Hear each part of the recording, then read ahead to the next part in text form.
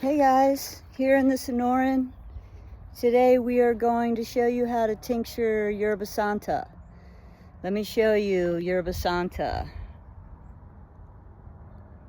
So there she is in all her glory. Beautiful plant, super resinous. And you can see where I've snipped off the tops of the plant and taken it into the house. So now I'm going to take you in there and we're going to show you how to tincture it. So this is a fresh tincture because the plant hasn't dried yet.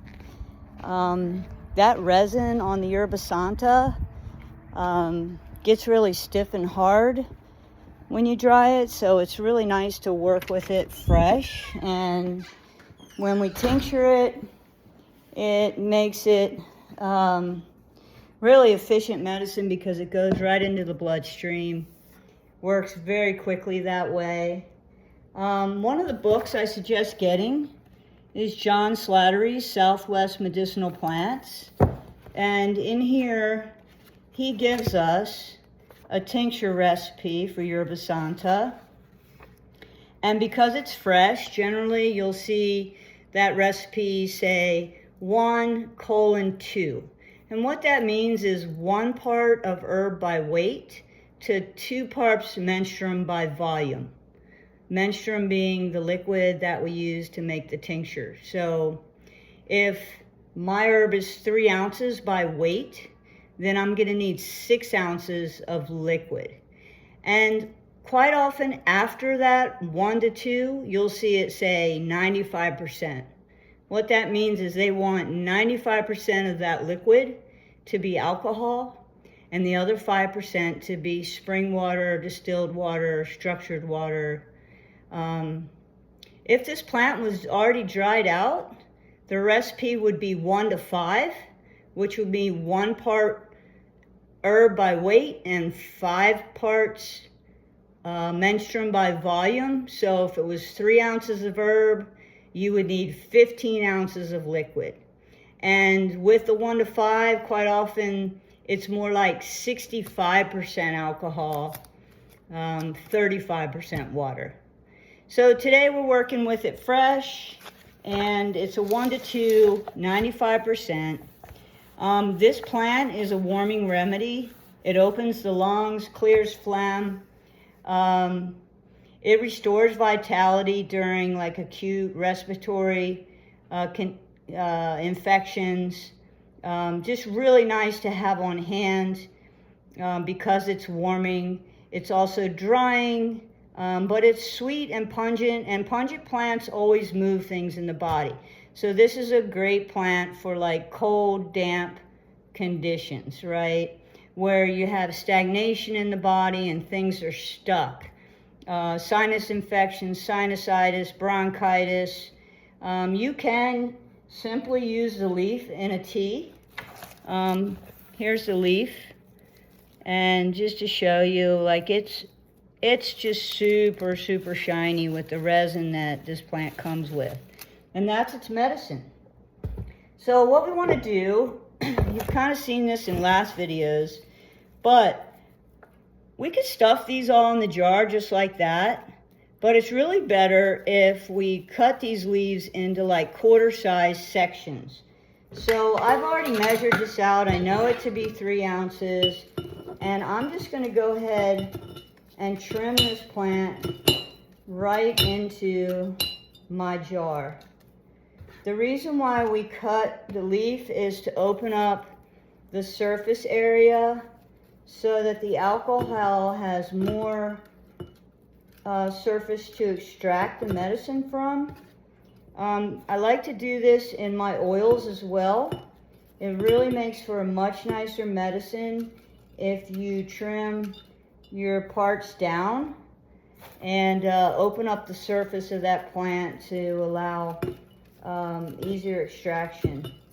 When I first started, I didn't trim anything. I just filled the jars, and my medicine was still effective, but it just wasn't the powerhouse that it is today.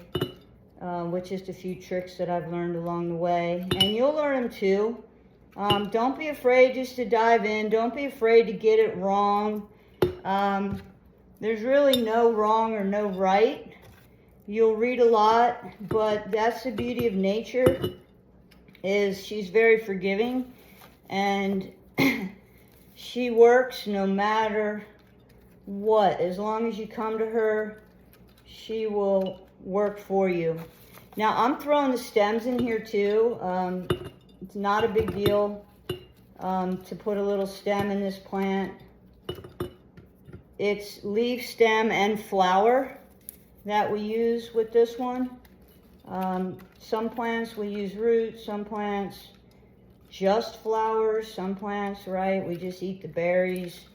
But on this one, it's all aerial's parts. So aerial meaning above ground, and pretty much counts for leaf, stem, and flower. So we're just gonna trim it. Trying to go a little bit quick here so I'm not holding you up all day.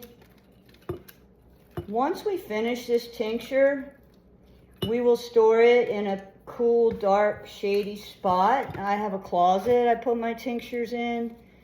You don't need to shake a tincture. That's just for oils. Some of you may have heard, you need to shake your oils every day, and that's true if you do them in that traditional sense. Shaking your oils really helps the oil to extrapolate the medicine, but with alcohol, it doesn't need any shaking help. It's so powerful. It does it all on its own just by sitting there.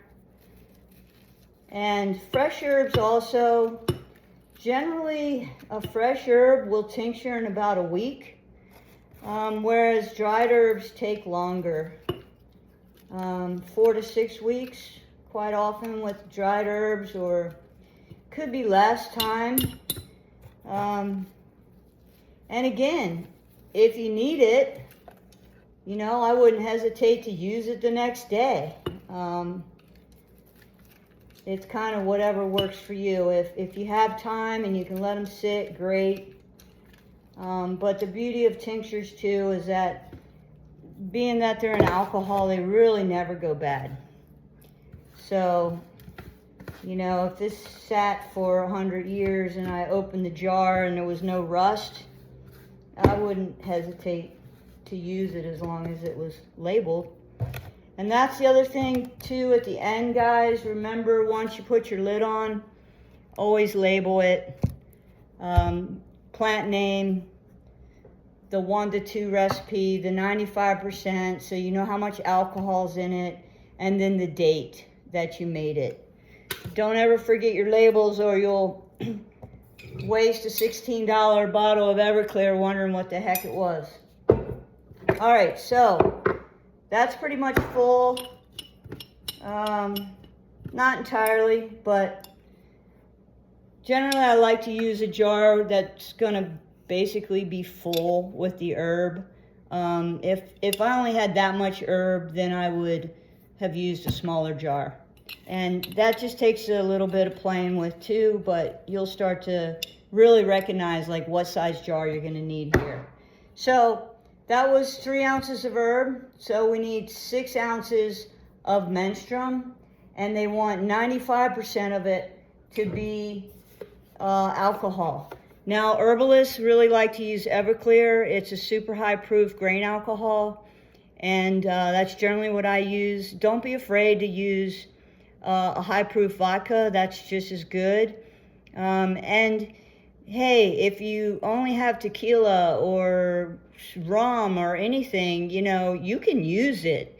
It's just this high proof really extracts all the different constituents of the plants that we tincture. So it's just like guaranteeing that you're going to get good medicine, as opposed to like, well, maybe it didn't all come out, but most of it did. So 6 ounces isn't much. It's not even a cup. We know that that's not going to fill that jar. So what I'm going to do is simply take, because I know this jar is a 10 ounce, 24 ounce, let me see here. Yeah, it's like a 32 ounce jar. So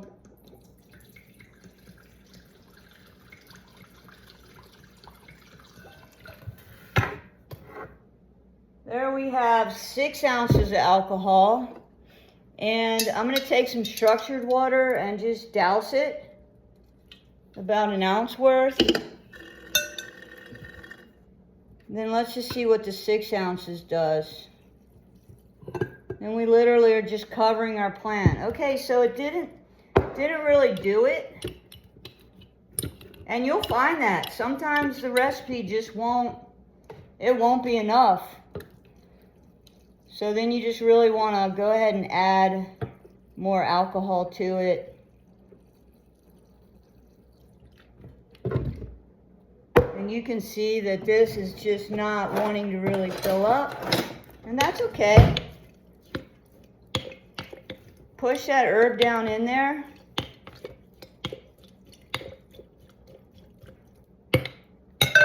And now you can see where the herb's almost covered. So a lot of times, guys, I tweak the recipe. I take honey because when I'm done with this recipe, I want it to taste good. And I will literally just squeeze quite a bit of honey into that. It won't get in the way of the alcohol doing its job. And when I pour it off, it won't be so bitter and pungent. So then you just really want to give it one good shake. And you want to make sure that your herb is entirely covered. Now you can see my herb is not entirely covered. So I'm just going to add a little more water and a little more alcohol. And now I'm covered, and I'm okay with that. Now the lid's on, and I'm going to label this.